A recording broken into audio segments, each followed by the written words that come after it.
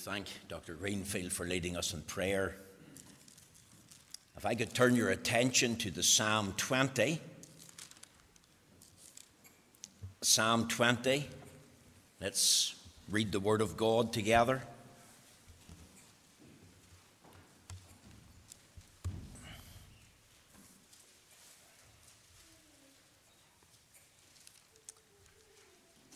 Psalm 20. Reading, of course, from the Authorized Version. Let's hear God's Word.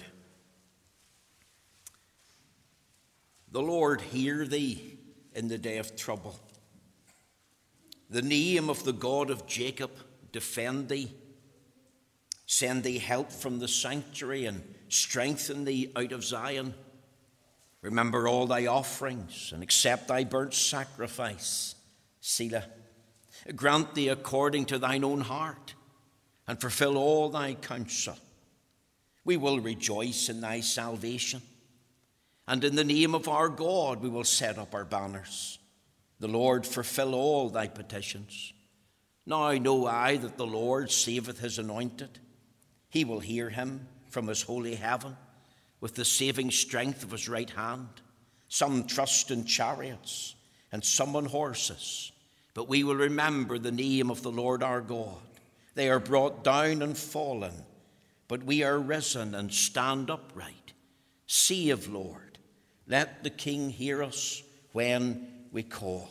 Amen. We know the Lord will stamp with his own approval and blessing this reading of his own precious and infallible word. We're especially delighted tonight to be able to welcome amongst us our sister Ciara Arnold, and we're going to ask Ciara to come now and minister to us. Thank you, Ciara.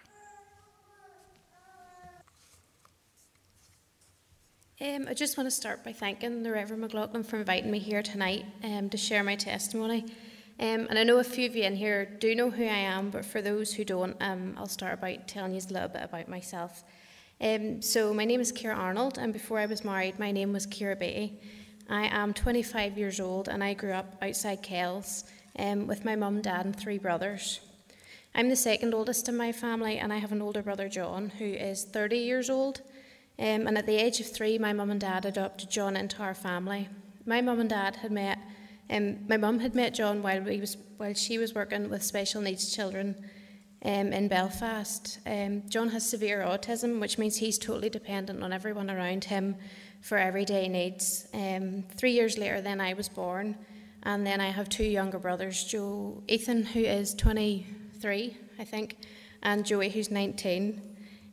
Growing up with 3 brothers, I was pretty used to the rough and tumble of everyday life with them, I suppose. And as well, with John as well, if there was any messing about, I suppose, if they were hitting or kicking, they got it straight back. We had a happy childhood and done all the normal things that most children would be doing, and we never really had anything overly unusual happen, and everything in life seemed to be pretty straightforward. I attended a little country primary school not far from our house called Carnats, and after that I then moved to Cambridge House Grammar School in Ballymena, where I stayed to complete my GCSEs. And they always say school is the best years of your life, but I definitely would disagree, and I couldn't wait to get left school. And the only thing I thought it was good for was a bit of crack. So growing up with my older brother John, I gained an early experience of special needs. So I knew when I left school I would like a job and a career with children with special needs. So I went on to study childcare in the Tech in Ballymena for 2 years, and after that I started working in Castle Tower Special School in Ballymena. And I worked there for 2 to 3 years as a classroom assistant, and then I got a permanent job in Riverside School in Antrim. And what made this even more special was this is a school John had attended previous years before that. This is now my 5th year working in Riverside, and I can't say that any 2 days are ever the same, and I totally love it. Growing up, I was brought to church each Sunday and attended Sunday school at a church down the road from our house. I didn't always have a Christian upbringing, as my mum and dad weren't saved till I was about 9. And at this time we then started attending Ballymena Free Presbyterian Church. We were sent along to Sunday school and the Friday night meetings, and as I got older I started attending the youth fellowship. In 2016 we began going to Antrim Free Presbyterian Church, and this is where we're still attending now. and I couldn't have asked for a better church family, especially over the past 2 years. The support and encouragement for everyone there has been nothing short of amazing. Through going to church and meetings, I grew up knowing my need for salvation and the importance of having a personal relationship with God. And when I was about 11, I remember standing out with my dad one night while he had lit what felt like a bonfire, but it was probably no bigger than a campfire that night. And as we stood watching the flames get bigger and hotter, he used it as a representation of hell, and how if I wasn't saved, I would end up spending my eternity somewhere similar. He didn't scare me into getting saved, but he definitely just got me thinking, and it made me realise that I didn't want to spend my eternity in hell. And it was that night that I knew I really needed to get right with God, and it felt like a weight had been lifted off my shoulders, and it just gave me such a peace in my heart that night. As I started secondary school, I had a few Christian friends, but I was worried about fitting in. So to my shame, I wasn't great at letting others know that I was a Christian or that I went to church. And I was doing and saying things that I knew wouldn't have pleased the Lord, all just to try and fit in with what I thought was cool at the time. But although it looked like I was maybe having great fun, I knew deep down that I should have been taking my stand, and this really did bother me, but it continued most of my way through secondary school. Outside school, I was still attending church and youth fellowship and going to youth camps over the summer, which I really enjoyed throughout my teenage years. If I was to give one piece of advice to any Christians who are starting maybe a new school or a new job, I would definitely say seek out your Christian company and take your stand from the beginning. And it's really not easy, but you will be blessed for it in the end. During the year with the youth fellowship, we would attend youth rallies throughout the year, where all the different youths would have got together on a Friday night. In March 2013, we headed to a youth rally in Macrophil, and at the end of the meeting, a group of us from Ballymena went to talk to friends from Lisburn who I had met at summer camps a few years before. And standing in the middle of this group was a young Matthew Arnold, who before that night I had never met before. We didn't really talk that night, but I remembered him for his striking red hair and his funny personality and his infectious laugh. The following night we then headed to watch a movie for a friend's birthday, and as we were waiting in the car park, I heard this loud music, and soon after a guy came into the car park in a shining black Honda Civic, and it was none other than Matthew. We sat beside each other that night and got talking, so I suppose you could say that's really where it all began. I knew from the start that there was something different about Matthew, and the more we talked, the more I could see his amazing personality shine through. He was funny, witty, and he was just really great company to be around. And what topped it all off was that Matthew was a Christian too. Matthew was saved as a young boy at the age of 6, and in April 2013 we started dating. From very early on, I knew that he was really going to be somebody special in my life. And to me, Matthew was the perfect guy, although I can't stand here and say that we were two perfect people, because everyone in this room has their flaws, and me and Matthew were exactly the same. But we worked so well together as we tried to keep each other going in the right direction and for God, and Matthew was great encouragement to me in my Christian walk.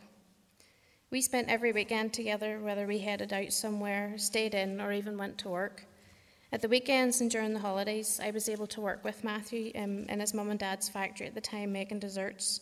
And I suppose when you're kids, you dream of working in a desserts factory, and you think you can eat while you work all day, but that's really not the case. And by the time you get a pair of green boots on and your white coat and a hairnet, it's not overly glamorous either. But I am so grateful that me and Matthew were able to have this time to even spend together, even if we were supposed to be working. We were so lucky enough. We were also lucky enough on the summer holidays each year that we were able to go away with my family, whether it was over to England or maybe even France. And we made some amazing and funny memories that will always last a lifetime. In April 2016, on our 3-year anniversary, Matthew organised dinner and a walk around Portland Forest. And little did I know this was the night he was going to get down on one knee. So that night we got engaged, and I couldn't wait to get home and tell my family. But little did I know Matthew had already asked my mum about 3 weeks before. So they had a rough idea that it was happening. Once we had seen my mum and dad and let them know the big news, Matthew's... Sorry. Not every day you get a child with pyjamas on her head. So once we had seen my mum and dad, We then headed down to Matthew's mum and dad to share the news. And Matthew hadn't told his mum and dad a thing, so the excitement was priceless, and to see it all was just amazing. The next 2 years then we spent planning our wedding. From getting our wee house, we bought our first home in Donaghcloney, just a mile away from Matthew's brother Ford, his wife Nikki, and their 3 kids. We enjoyed every minute of choosing all the different decor and furniture, and it was like our first step into becoming proper adults. On Thursday the 26th of July 2018, we got married in Antrim Free Presbyterian Church, surrounded by our friends and family, and we really felt the presence of God throughout the service. The sun shone all day, and even some of the kids and staff from school came down to see us as we came out of the church, which was really special. We then headed to Galgorm Resort for our reception, and it was just the perfect day. We felt like such a dream, and I just couldn't believe that that day I was getting to marry my best friend. The 26th of July is also the day I gained more amazing and godly family.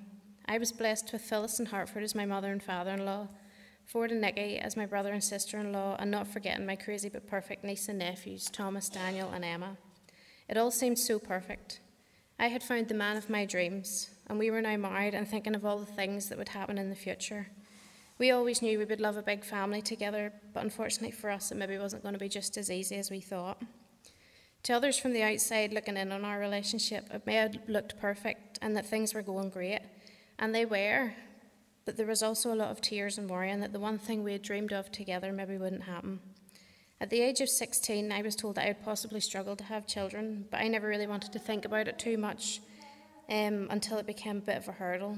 But Matthew was always a great person for reminding me that everything happens when it's supposed to, and God's timing is perfect. A year later, after some hospital appointments and what seemed like endless prayer, we found out that we were expecting our very own little miracle, and our little bundle was going to be due on March 2020.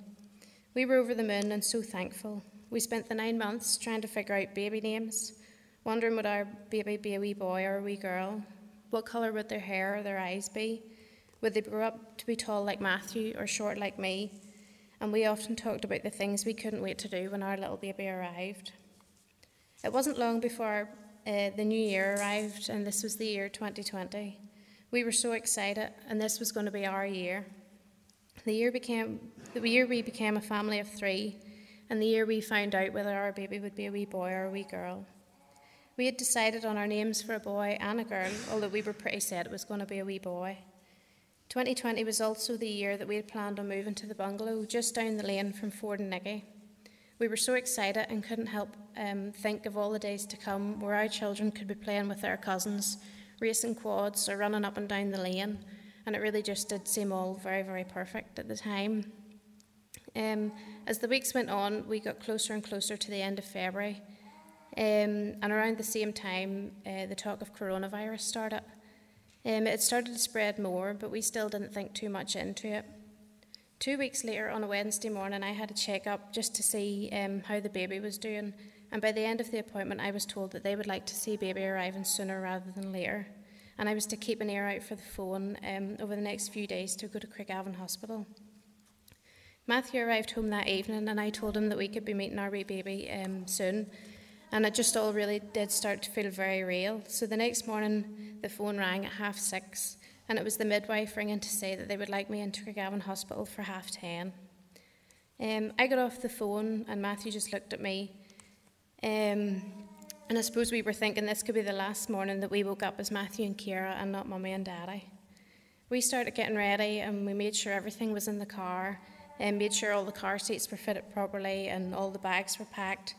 And as I was finishing up getting ready upstairs, I could hear the TV going downstairs. And Matthew, as laid back as could be, was sitting getting his last few rounds of Xbox in before we had to leave.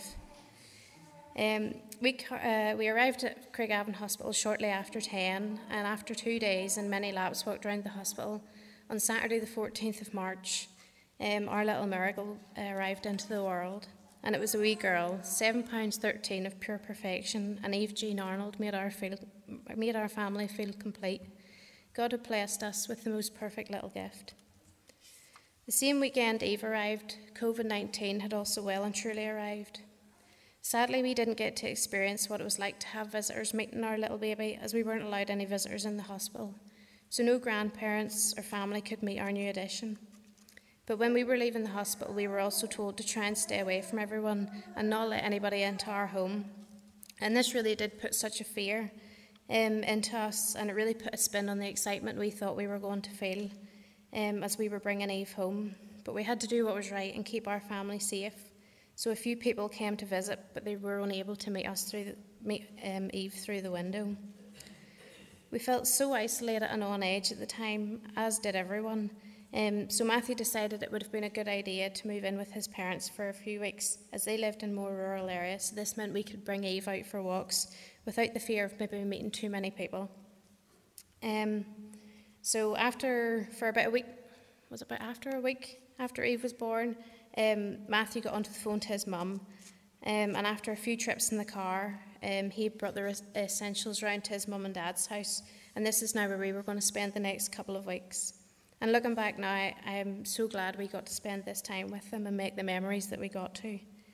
We went for walks up and down the road, and Matthew was able to show his parents just how amazing he took on the role of daddy. He just doted on little Eve, and he loved holding her and watching her as she moved her little fingers and toes. She was so small that Matthew was able to put her head in the palm of his hand, and her back lay along his forearm, and he was able to carry her in just one hand. And just to see the control he had of Eve and the love he had for her was amazing to see. Matthew took his 2 weeks paternity leave and extended it as a further week. And life just really did seem perfect in the midst of everything else that was going on. We just loved watching our little Eve grow and become more alert each day. God had truly blessed us. With us now staying at Phyllis and Hartford's for a few weeks, and the weather was amazing, Matthew decided he would bring round his motorbike, who he called Daisy, to the house. He spent 2 days, maybe even 3, washing his motorbike and his car that he called Sylvia, until they looked like they had just come straight from the showroom. I just loved to watch him in his element, between his car, his motorbike, and now his precious little daughter Eve. I had never been so happy. In the evenings, we had to FaceTime my family, as this was the only contact we had with them, because they lived in Antrim and they couldn't travel due to the travel restrictions in place at the time. It was all so difficult, and all I wanted to do was go and show my mum and dad and my brothers, who had now been promoted to grandparents and uncles, our little baby that we had prayed for so long. On Mother's Day, we met my mum and dad outdoors, which meant they got to see us as a family of 3 that day, but sadly my wee brothers never got to. Soon Matthew started back to work, and this was Monday the 6th of April. With Matthew working in a food factory, he was known as a key worker. So while others were advised to stay at home, he had to continue working. He left at 7:30 after helping me feed and change Eve. That day I could feel myself counting down the hours until he arrived home again. And when he arrived home, he told me about everything and how it felt so weird having to work through COVID with the restrictions in place, but he was really glad to get back and see everyone again and tell them about his daughter. We had dinner and we lay on the sofa that night with Eve in between us as she slept, watching a movie, and as we started to adapt to life with our new wee baby. We talked again about all the things that we could do when the COVID restrictions were lifted, and I even got carried away trying to get Matthew to book a holiday to Disneyland for Eve's first holiday, which I was told to wise up at that point as well. Tuesday the 7th of April then arrived, and this is a day I'll never forget. Matthew again helped me feed and change Eve before he left for work, and he came in and he kissed Eve goodbye, and we said I love you as he left for work. I lay awake for a while, and I seen the sun shining through a little gap in the curtains, and then I heard the noise of Matthew's bike starting up. This wasn't hard to hear, as his car and his bike had such loud exhausts, and I think the bigger the better was his motto. And soon the noise faded into the distance. From the start, Tuesday had been a strange day, and I was missing my family more than ever, and I was just really struggling to lift my mood. I felt very emotional, and throughout the day, I just found myself crying a lot, and I really began to miss Matthew's company as he was at work. I had given the doctor a wee ring, and we had spoke for a bit, and that was the same time they had then told me I had postnatal depression and that COVID definitely wasn't playing a great part in it at all. In the afternoons, I had started little Bible studies while Eve slept, so I thought that the best way to try and lift my mood would be to connect with God. I suddenly felt such an urge to pray for Matthew as he was coming home that night in the bike, which is something that I really had never felt before. But after I said, pray to God, I just continued with my Bible study and tried not to worry too much more about it. That evening, I was sitting with Phyllis and Eve in the living room as we waited on Matthew and Hartford getting home from the factory. I had texted Matthew earlier in the day to see what time he would be home, and he had told me that it would probably be about 6:30. At this point, I was counting down the minutes. 6:30 arrived, and Matthew hadn't got home yet, but Hartford had arrived home and was in the garage. Then 5 minutes passed, and we became a little on edge, but we never said anything to each other. Phyllis asked me, did I ever worry about Matthew when he was out in the motorbike? And to be honest, I usually didn't, and I told her that at the time, but this night was different. I usually always trusted that Matthew would arrive home safe, but I just didn't have the same peace that I usually did this night.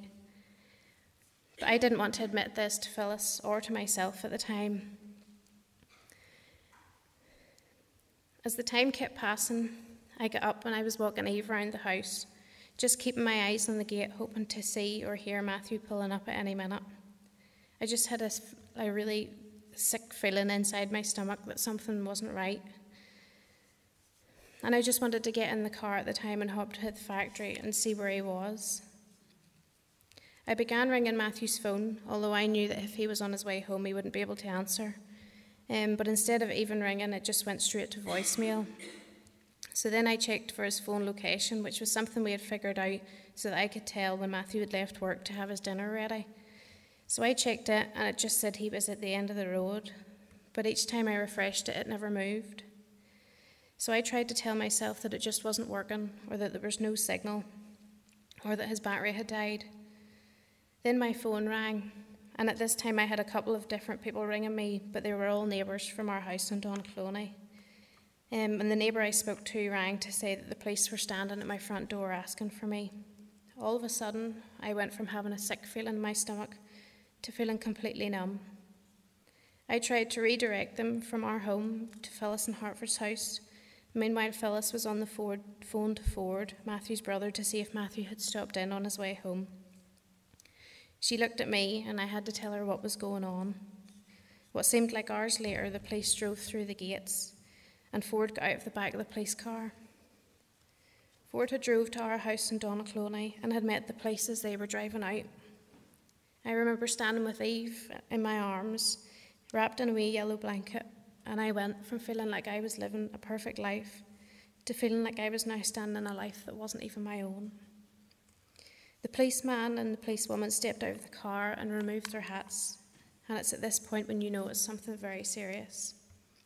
They asked for me as I was Matthew's next of kin, but before they even said a word, I knew exactly what was going on, and I found myself praying to God that it was a mistake.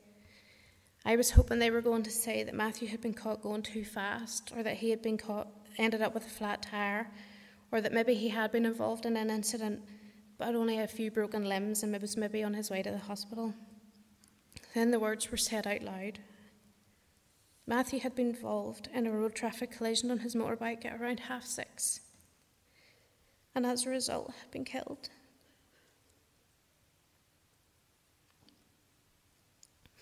Our precious Matthew had been taken home to glory in a split second.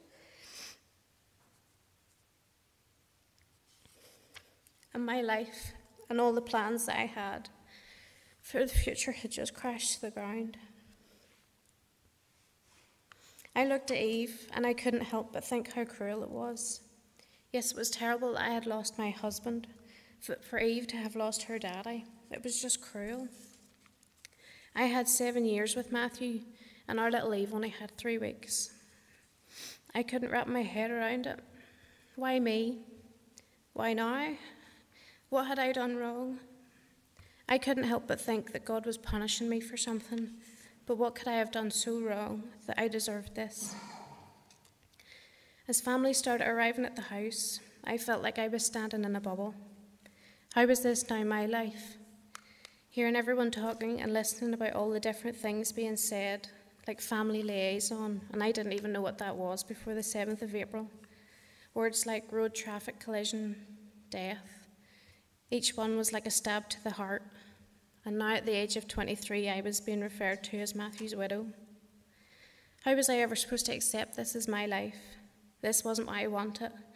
I wasn't strong enough to be a mum on my own, or to raise a child the way Matthew would want, or God for that matter. I don't remember much of what happened the few days after, from making crazy plans for the future like Disneyland, to now making the heartbreaking and gut-wrenching decisions for a funeral. All while trying to figure out at the time how God could be this good God, and how could any of this be good? How could he let something like this happen, especially at a time when I need Matthew the most, and even more so when Eve needed him? The next few weeks and even months were such a blur, and I felt like I was in a bubble looking in on someone else's life, but not realising that it was my own. I was able to stand at the time reading the newspaper articles and Facebook articles about this situation that had happened, and seeing my picture and feeling sorry for this person, but not realising that that person was actually me. I couldn't read my Bible or even pray. I didn't know who I was anymore. I lost all sense of identity the day Matthew went to heaven, but I thank God for my family, friends, and for Matthew's family, who have helped me and Eve right up until this present day. My brothers, who I had always looked at as being so immature before, were now stepping in to the supporting role that I never imagined they could have. They, along with my dad, Ford and Hartford, have stepped into daddy figures for Eve, who she absolutely adores, and it really shows she would have been a real daddy's girl. Eve's cousins have been the best company for her, and they will have lots of memories of her daddy to share with her as she grows up, like how her crazy daddy used to do donuts in his sports car up and down the yard, and how his cars were so loud and he was always laughing. My mum, Phyllis, and Nikki have been an amazing support, encouraging me all along the way and helping me with all the tips of being a mummy. And that's only the beginning of the support that God has blessed me with to help me through each day. Time has been one of the toughest challenges to come with the grief, but the passing of time, as much as it is a day closer to being reunited with Matthew, is also a reminder of how long it has been. The horrible thoughts of when Eve was 7 weeks old. I had spent more time as a single mum than I ever got to spend as a family of 3 with Matthew. Spending more wedding anniversaries as a widow than I ever got to spend as a wife. The birthdays, Christmas, and all the holidays that you thought were going to be filled with so much happiness are now tinged with so much sadness. We have a friend's wedding this week as well, and we just know that Matthew would have loved to have been there. But in the midst of it all, I would never wish him away from the glory of God. And as much as he will miss out on maybe Eve's first day to school, I would never want God to send him back here, because I know that what he has in heaven outweighs everything we could ever have here, as much as we miss him so much. Life is so fragile, and I now know that better than ever. It can all change in a split second, and ours changed dramatically. My wee family was torn apart, but in the midst of it all there are blessings. And the biggest blessing we have is that Matthew was ready, and his soul was right with God. In a split second, Matthew went from earth to unimaginable bliss in heaven. And there have been so many blessings and encouragements since Matthew went to be with the Lord. Souls have been saved, and when we've been at our lowest, God has sent signs, whether it's been through someone sending a text message, reading a Bible verse, or even the boy Matthew in Port Stewart. Some of them seem so small and maybe insignificant to others, but to us in our time of need, they have meant so much. Details right down to the name we chose for our baby, Eve. The meaning of Eve is the time before an event, or the biblical meaning of Eve is source of life. And for all of us, Eve has really been our source of life that we have all needed, and she's been our little anchor that has kept us all together through this storm. She's my wee focus, and she keeps me on my toes, as you've seen earlier on, and she helps me through the darkest of days. It's definitely not what I ever would have planned for my life, but I have to put my full faith in God. His timing is perfect, and there is a reason behind all of this, even though I can't see it, and I may never find out the reason until I get to heaven. But as it says in John 13, verse 7, What I do thou knowest not now, but thou shalt know hereafter. God has been by my side through the valley, and he has given me the strength each day to move forward. And I'm not standing here saying that every day is easy, and there are still plenty of dark days ahead, but there is hope. He's given me the strength that I was able to return back to work in March 2021, which has been a good distraction for me and has given me the opportunity to speak to others and work as well. He has guided us each step of the way, and in March past, Eve and me moved into a little house in Antrim. And it definitely wasn't easy, and it was a hard transition, but we really have been blessed, and Eve is doing really well now and loves just having her own room and all the different wee bits. And even the wee details down to Matthew having built Eve's furniture in her bedroom, so we still feel like we have part of him with us all the time. But as long as we have God as our main focus, he's going to guide us every step of the way. One thing I am thankful for to God is thankful that Matthew was ready. Knowing that each day is a day closer to seeing him again fills my heart and gives me so much hope. I'm thankful that out of everyone, God chose me. He could have chosen anyone on the planet for Matthew, but I was blessed with knowing such an amazing and great person and get him to call him my husband. And Eve got to call him her daddy. The family I gained that day I married Matthew is nothing short of amazing. They've been such a blessing to have them, and to have myself and Eve surrounded by such godly people in our family has been a true blessing. I'm thankful for the friends that God has given to me who have ended up being more like family. My family and friends through it all have been there, encouraging Eve and me every step of the way. I'm thankful for Eve, who is now called Eve Maddie Jean after her daddy. I don't even know what really to say about her. She's just my wee sidekick that makes me laugh. Even on the toughest and darkest days, she's her daddy's double in so many ways. She loves making people smile and laugh, and she loves her cars and motorbikes too. And she's the happiest little girl, and as you might find out later, she loves talking to everyone. God has given me the most special daughter in Eve, and he knew that she was what I needed to get me through this journey that he has put me on. I'm thankful for the prayers. For the past 2 years, people from everywhere have been praying for us as a family, and it's been the prayers of God's people that has given us the strength to get through each day. I have to give God all the glory for carrying me through this, and I couldn't get through these days without him. Through our trials, he is our refuge and strength, and he promises to be with us wherever we go. And as it says in Esther 4, verse 14, for such a time as this, we are all put on earth for a purpose for God, to do a work for him. And there's nothing that we go through that God doesn't know about. God knew everything about us before we were born and before we even came to be. So when I think back to how Matthew carried Eve with such control in one hand, it often reminds me how God carries us. We may think he doesn't have under control and that he's forgot about us, but once we're a child of God, he will never let us go. I can't believe I've made it through over 2 years of this path that God has laid out for me, and this testimony hasn't been me standing here telling you of how strong a person I am, because without God I truly am nothing. I can't do this on my own, and I don't know what my future holds, and I'm not guaranteed that we won't have more trials, but I need God to lead me every step of the way, and I pray that God uses my little family and our story for his glory.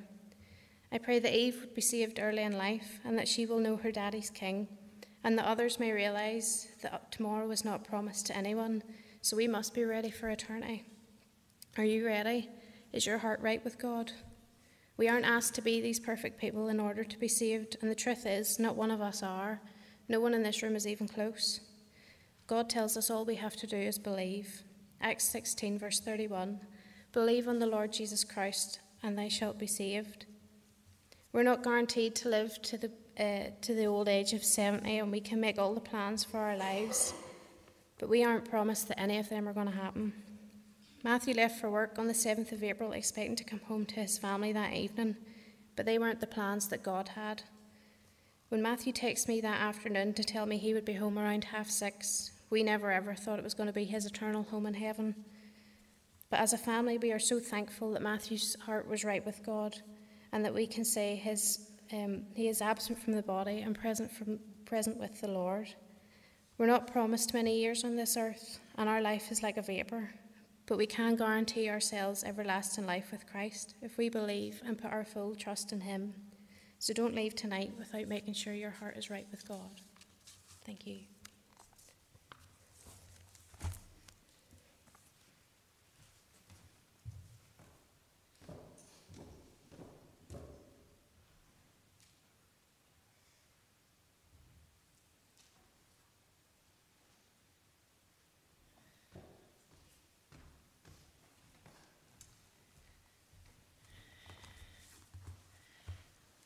Let me just thank our sister Ciara for sharing this word of testimony, talking through a little bit of her experience